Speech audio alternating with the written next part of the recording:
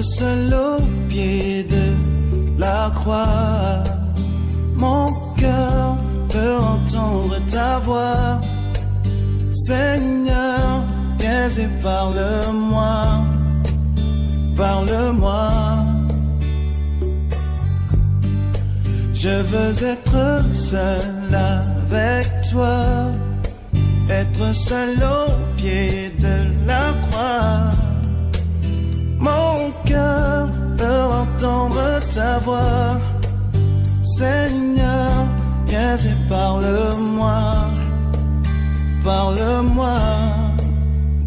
Combien d'opportunités j'ai souvent manqué quand mon cœur était partagé.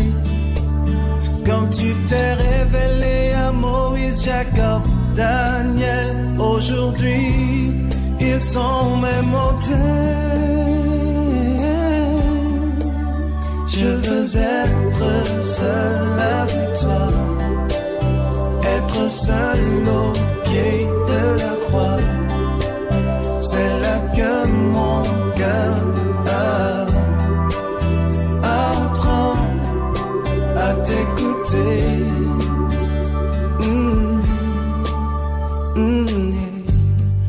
Je veux être seul avec toi, être seul au pied de la croix. Mon cœur peut entendre ta voix. Seigneur, viens et parle-moi, parle-moi. Je veux être seul avec toi, être seul au pied de la croix. C'est là que mon cœur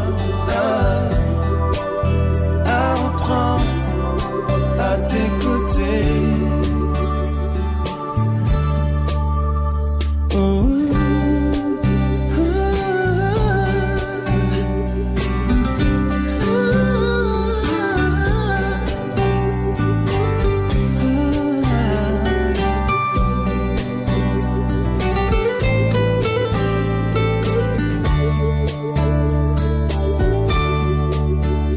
Combien d'opportunités j'ai souvent manqué quand mon cœur était partagé. Comme tu t'es révélé à Moïse, Jacob, Daniel, aujourd'hui ils sont mes modèles. Je veux être seul avec toi, être seul au pied de la croix.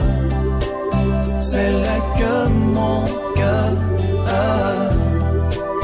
apprend à t'écouter. Je veux être seul avec toi, être seul au pied de la croix. C'est là que mon cœur apprend à t'écouter.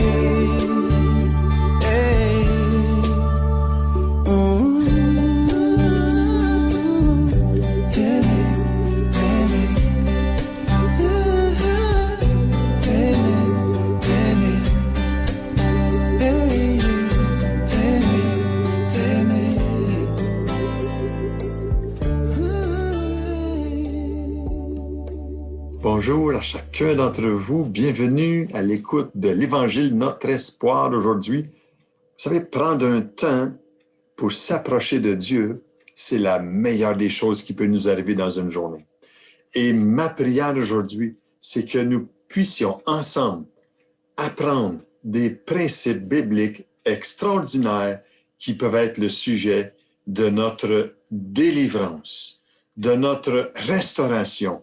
Et j'aimerais débuter en cette journée une série de messages sur le pardon. Le pratiquez-vous? Je crois que le pardon peut changer l'atmosphère d'un cœur, d'une famille, d'un village, d'une ville entière. Si chaque citoyen prend à cœur de pratiquer le pardon dans ses relations, soyez certains que l'amour, l'équité, la compréhension et la paix, etc., vont devenir l'atmosphère dans les relations personnelles. Aimeriez-vous que les relations que vous avez soient pleinement en harmonie entre vos enfants, votre femme, votre mari peut-être, vos enfants, vos amis, vos voisins, vos camarades de travail, votre patron? Je veux que vous sachiez qu'il y a de la puissance dans le pardon que Christ a offert à ceux qui s'en remettent à lui. Je veux que vous sachiez que la clé dans nos relations est le pardon passé, le pardon qui a été donné. Et Jésus est venu pour cela, pour nous éclairer dans les évangiles. Pourquoi? Je me pose la question quand je vous parle de pardon. Pourquoi ne pourrions-nous pas changer l'atmosphère dans chaque domaine de nos vies? Est-ce que c'est possible que la guérison dans nos relations prenne forme? Moi, je crois que Dieu s'apprête à opérer, à changer l'atmosphère dans les familles de la Matapédia, dans les foyers qui invitent Jésus-Christ à y faire du ménage. Pas par une seule condition qui est nécessaire. La clé de libération, c'est la pratique du pardon dans notre vie. Vous savez, le vrai combat spirituel se manifeste lorsque on démontre le caractère de la personne de Christ dans notre vie quotidienne. Il est l'exemple. Il est la vie. Il est la vérité. Le premier point que j'aimerais vous souligner aujourd'hui par réflexion, et j'aimerais, si vous avez un calepin, prenez des notes là-dessus. J'aimerais voir le premier de ces points que, vous savez, parfois, quand on discute, nous sommes enclins à vouloir avoir raison. C'est difficile, vous savez, de pardonner lorsque on est blessé par quelqu'un. Pourquoi? Parce que la culpabilité de celui ou celle qui nous a offensés, pour nous, fait aucun doute. Et pourquoi le pardon n'a rien à voir avec la personne qui a raison ou qui a tort?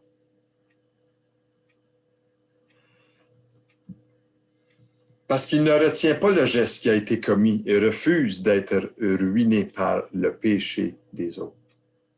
Vous savez, le pardon empêche les actions d'une autre personne de produire en nous de la douleur, des mauvaises attitudes ou même des maladies. Le pardon est un fruit naturel de l'arbre de vie. Le pardon, il fait naître la vie en nous. Et chez la personne qui reçoit aussi le pardon. Et celui qui cherche à savoir qui a raison ou qui a tort, cherche à gaspiller bien souvent son temps. Et la personne qui est coupable est condamnée à ce moment-là. Et la personne est lésée, elle peut être vexée, blessée, elle garde l'impression d'avoir été une victime dans l'affaire. Et personne ne gagne quand tout le monde veut avoir raison. Il y a un deuxième réflexe que j'ai quand je parle de pardon. Et ce mot-là est très, très significatif. Et c'est l'amertume. L'amertume, vous savez, somme une chose dans le cœur d'une personne. c'est qu'elle refuse de pardonner. Et lorsqu'on refuse de pardonner, on permet à plusieurs problèmes de nous envahir. Une de ces actions du manque de pardon, c'est la haine qui vient dans notre cœur, l'amertume, un ressentiment, un malaise. On devient plus jaloux. On a de la malice, de l'orgueil et vous savez, beaucoup d'autres problèmes émotionnels qui envahissent nos cœurs et nos pensées. Et l'amertume est le plus destructeur de ces sentiments néfastes. Une illustration pratique des conséquences de l'amertume, on la voit dans les Saintes Écritures. Par un exemple que je vais vous donner d'un homme qui s'appelle Simon. Et j'aimerais lire avec vous, si vous avez une Bible chez vous, dans Actes, chapitre 8. Et à partir du verset 9 jusqu'au verset 25, qui est une belle illustration des conséquences de l'amertume dans la vie d'une personne. Vous savez, la Bible nous exhorte à pouvoir prendre connaissance de ces détails-là. Et dans Actes, chapitre 8, verset 9, il y avait auparavant dans la ville un homme nommé Simon qui se donnant pour un personnage important, exerçait la magie et provoquait l'étonnement du peuple de la Samarie. Tous, depuis le plus petit jusqu'au plus grand, l'écoutaient attentivement et disaient « Celui-ci est la puissance de Dieu, celui qui s'appelle la Grande. » Ils l'écoutaient attentivement parce qu'il les avait longtemps étonnés par ses actes de magie. Mais quand ils eurent cru à Philippe qui leur annonçait la bonne nouvelle du royaume de Dieu et du nom de Jésus-Christ, hommes et femmes se firent baptiser. Simon lui-même crut. Et après avoir été baptisé, il ne quitta plus Philippe. Et il voyait avec étonnement les miracles et les grands prodiges qui s'opéraient. Remarquez bien le mot étonnement. C'est un homme qui aimait étonner les autres. Les apôtres qui étaient à Jérusalem, ayant appris que la Samarie avait reçu la parole de Dieu, y envoyaient Pierre et Jean. Ceux-ci, arrivés chez les Samaritains, prièrent pour eux, afin qu'ils reçoivent le Saint-Esprit, car il n'était encore descendu sur aucun d'eux. Ils avaient seulement été baptisés au nom du Seigneur Jésus. Alors Pierre et Jean leur imposèrent les mains et ils reçurent le Saint-Esprit. Lorsque Simon vit que le Saint-Esprit était donné par l'imposition des mains des apôtres, il leur offrit de l'argent en disant « Accordez-moi aussi ce pouvoir. » Il voulait avoir une autorité, lui. « Accordez-moi aussi ce pouvoir afin que celui à qui j'imposerai les mains reçoive le Saint-Esprit. » Mais Pierre lui dit, écoutez bien, c'est ici la leçon. Que ton argent périsse avec toi, puisque tu as cru que le don de Dieu s'acquérait à prix d'argent. Il n'y a pour toi ni part ni lot dans cette affaire, car ton cœur n'est pas droit devant Dieu. Repens-toi donc de ta méchanceté et prie le Seigneur pour que la pensée de ton cœur te soit pardonnée, s'il est possible. Car je vois que tu es dans un fiel amer et dans les liens de l'iniquité. Simon répondit, priez vous-même le Seigneur pour moi, afin qu'il ne m'arrive rien de ce que vous avez dit. Après avoir rendu témoignage à la parole du Seigneur et après l'avoir prêché, Pierre et Jean retournèrent à Jérusalem en annonçant la bonne nouvelle dans plusieurs villages des Samaritains. Simon, qu'on appelle Simon le magicien, qui était un sorcier occulte, qui a offert aux apôtres de l'argent pour acheter la puissance du Saint-Esprit. Et vous savez, Pierre a tout de suite discerné son problème spirituel et a dû réprimander Simon. Il lui a dit dans le verset 23, « Je vois en effet que tu es plein d'un mal amer et que tu es prisonnier du péché. » Pierre discernait que par les propos qu'il avait dits, son cœur avait tellement cultivé d'amertume dans ses relations envers autrui que sa spiritualité en était déformée.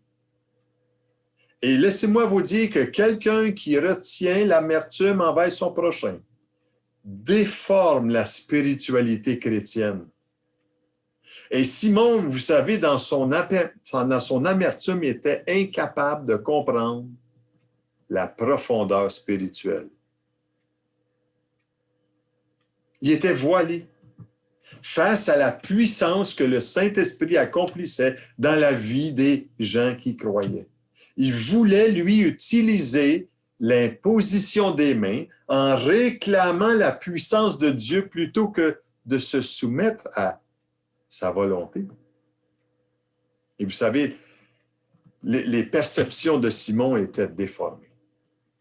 Et en même temps, il était incapable de bien saisir les réalités spirituelles et éternelles.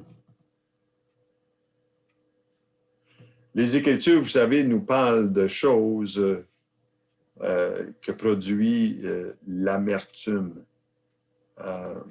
Et vous savez, aujourd'hui, ce n'est pas différent. La parole de Dieu est encore très, très d'actualité en ce qui concerne l'état du cœur humain.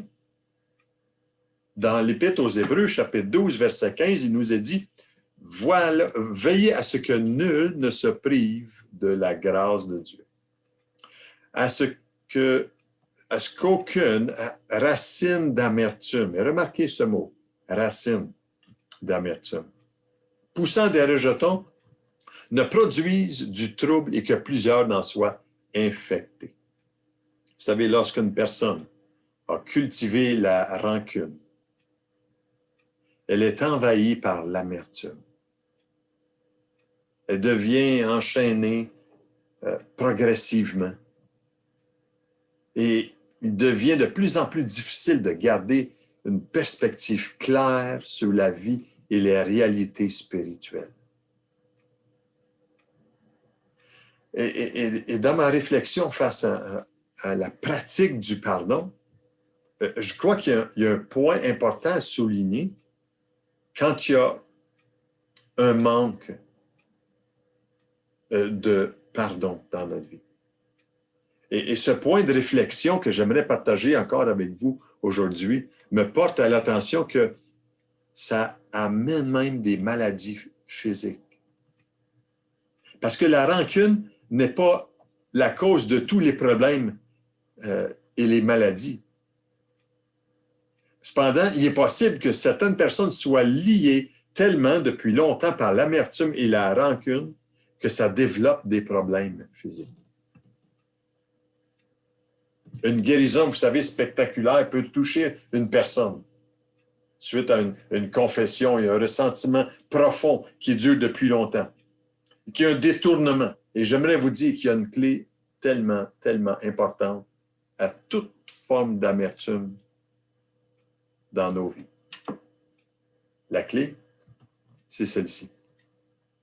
Remettre au Seigneur la personne qui nous a fait du tort et lui pardonner si nous voulons vivre dans la liberté. Et le résultat de cela, c'est que notre croissance va se mettre à vivre. Notre spiritualité va se mettre à vivre dans une harmonie avec le ciel parce que la volonté du Père va envahir mon état d'âme. La volonté de Dieu va se manifester dans ma volonté. Et cela, c'est basé sur ce que Christ est venu faire sur la croix. Christ a marché dans le plan de Dieu pour nous montrer que quand on pardonne,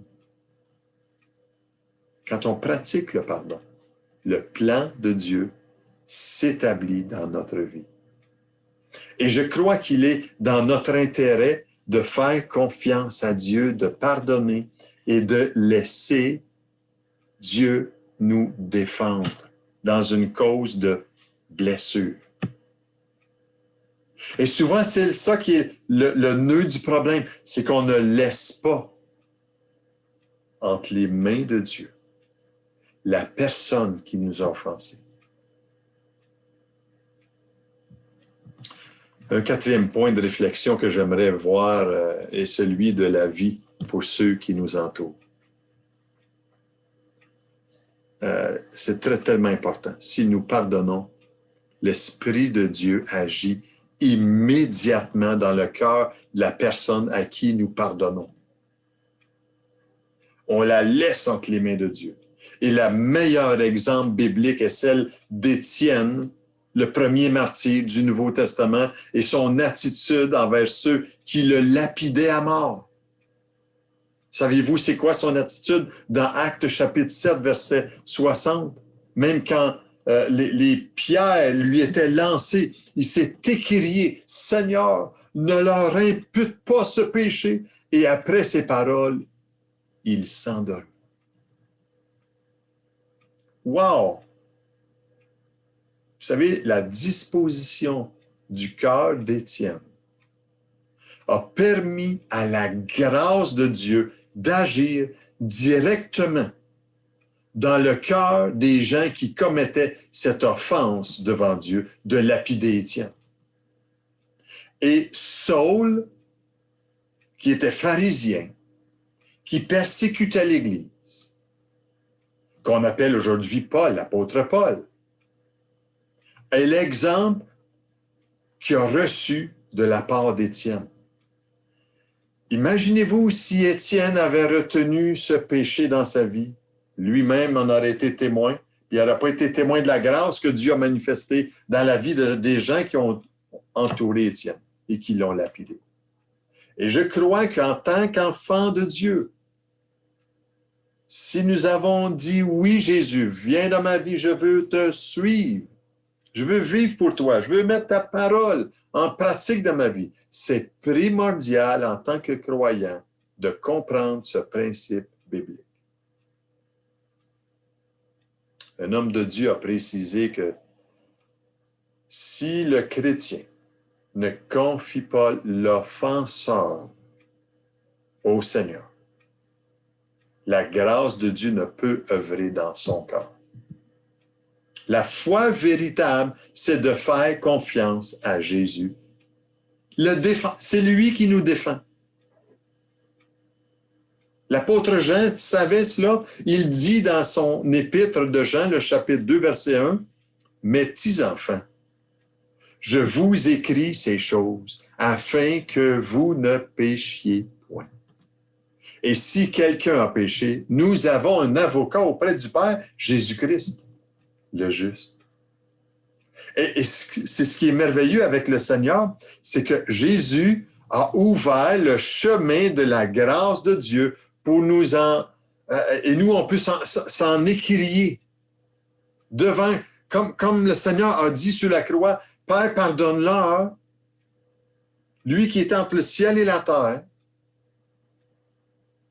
parce qu'ils ne savent pas ce qu'ils font. » Et quand nous mettons en pratique le pardon de Dieu dans notre vie, le pardon pensé, le pardon que Jésus a accompli, et le pardon que nous pouvons donner, quand nous pardonnons, Dieu permet que notre vie soit une influence puissante.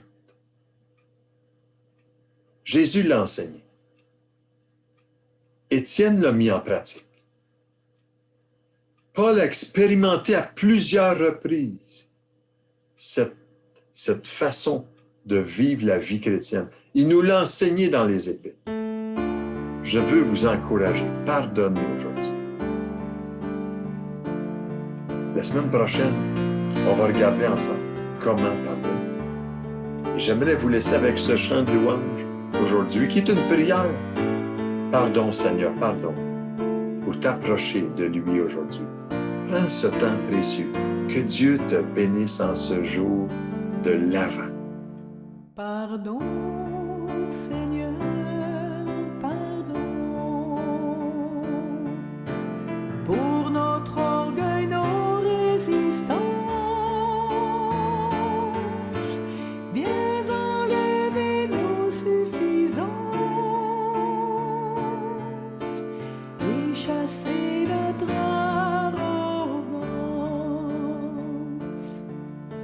pardon.